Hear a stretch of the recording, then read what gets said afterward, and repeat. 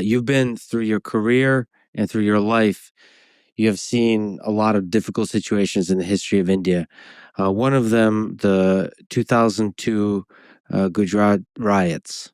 They're one of the most challenging periods of modern Indian history when there was violence between Hindu and Muslim citizens of the Gujarat that led to over 1,000 deaths. It revealed the intensity of religious tensions in the region. You were, as you mentioned, Chief Minister of Gujarat at the time. Looking back, what lessons do you draw from that time? And we should also say that India's independent Supreme Court upheld twice in 12 and 22 that you had no involvement in the violence of the 2002 Gujarat riots. But I was wondering if you could speak to the broad lessons you draw from that time. जहाँ तक आपने उन पुरानी चीज़ों की बात की, लेकिन आप 2002 और गुजरात के राइट्स, लेकिन उसके पहले के कुछ दिनों का मैं आपको एक एक 12-15 महीने का एक चित्र आपके सामने पेश करना चाहूँगा, ताकि एक आपको अंदाज़ आ जाए कि क्या स्थिति थी। जैसे 24 दिसंबर 1999, यानी 3 साल पहले की बात है। काठमांडू से दिल्ली जो फ्लाइट आ रही थी, वो हाईजैक कर के अफ़गानिस्तान ले जाया, कंधार में ले गए और भारत के सैकड़ों यात्रियों को बैन बनाया गया। पूरे भारत में एक बहुत बड़ा तूफ़ान था, लोगों की ज़िंदगी और मौत का सवाल था। अब 2000 के अंदर हमारे यहाँ लाल किले में आतंकी हमला हुआ दिल्ली में। एक नया और उसके साथ तूफ़ान जुड़ गया। 11 सितंबर 2001 अमेरिका में ट्विन टावर पर बहुत बड़ा आतंकी हमला हुआ।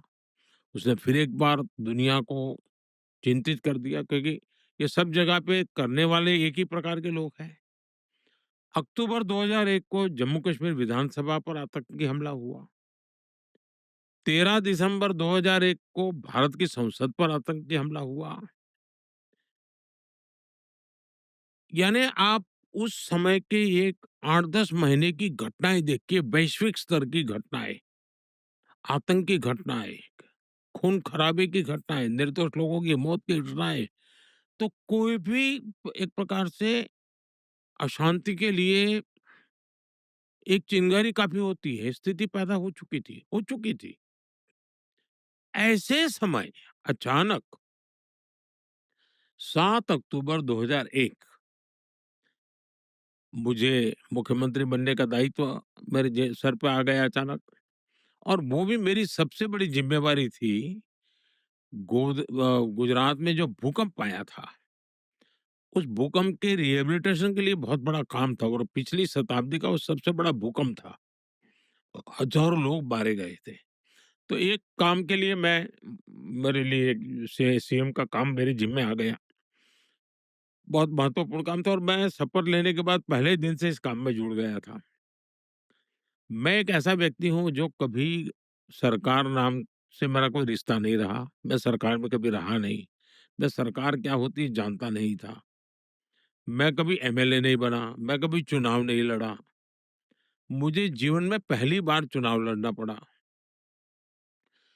मैं 24 फरवरी 2002 मैं पहली बार एमएलए बना, एक चुना हुआ जनप्रतिनिधि बना, और मैं पहली बार 24 तारीख को या 25 तारीख को या 26 तारीख को गुजरात विधानसभा में मैंने पैर रखा।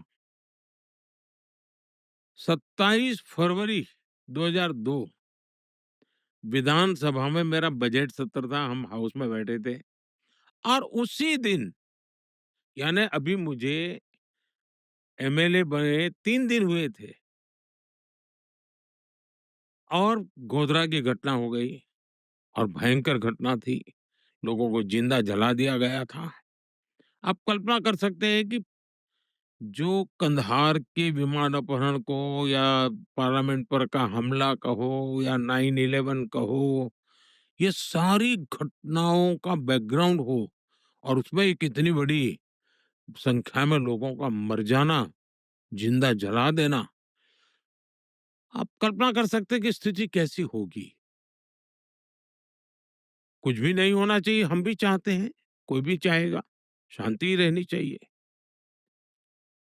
दूसरा जो कहते हैं ये बहुत बड़े रायट वगैरह, तो ये भ्रम फैलाया गया है। अगर 2002 के पहले का डेटा देखें, तो पता चलता है कि गुजरात में कितने दंगे होते थे। हमेशा कहीं न कहीं कर्फ्यू लगा रहता था। पतंग के अंदर कम्युनल वायलेंस हो जाए, साइकिल टकरा जाने पर कम्युनल वायलेंस हो जाए। 2002 से पहले गुजरात में 250 से ज़्यादा बड़े दंगे हुए थे और 1969 में जो दंगे हुए थे, वो तो करीब 6 महीना चले थे। अरे तब तो हम कहीं थे ही नहीं दुनिया के उस चित्र में, उस समय की मैं बताऊँ। और इतनी बड़ी घटना, एक ऐसा स्पार्किंग पॉइंट बन गया कि कुछ लोगों की हिंसा हो गई, लेकिन न्यायालय ने उसको बहुत डिटेल में देखा है, लंबे अरसे। और उस समय हमारे जो विरोध के लोग हैं वो सरकार में थे और वो तो चाहते थे कि हम पर जितने आरोप लगे थे हमको सजा हो जाए। लेकिन उनके लाखों कोशिश के बाद भी जुडिशरी ने पूरी तरह डिटेल में उसका एनालिसिस किया, 2-2 बार किया और पूरी तरह निर्दोष। जिन लोगों ने गुनाह किया था, उनके लिए न्यायालय ने अपना काम किया है।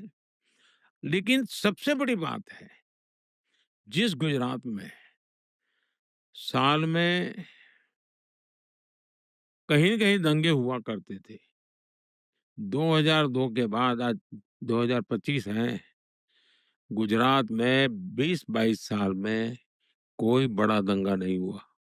पूरी तरह शांति है और हमारी कोशिश ये रही है कि हम वोट बैंक की राजनीति नहीं करते। हम सबका साथ, सबका विकास, सबका विश्वास, सबका प्रयास, इसी मंत्र को लेकर के चलते हैं। पॉलिटिक्स ऑफ अपीसमेंट से हमने पॉलिटिक्स ऑफ एस्पिरेशन की तरफ गए हैं और उसके कारण जिसको भी कुछ करना है वो हमारे साथ जुड़ जाते हैं और एक अच्छी तरह गुजरात विकसित राज्य बने, वो दिशा में हमने लगातार प्रयास करते रहे हैं। अब विकसित भारत के लिए काम कर रहे हैं, उसमें भी गुजरात अपनी भूमिका अदा कर रहा है।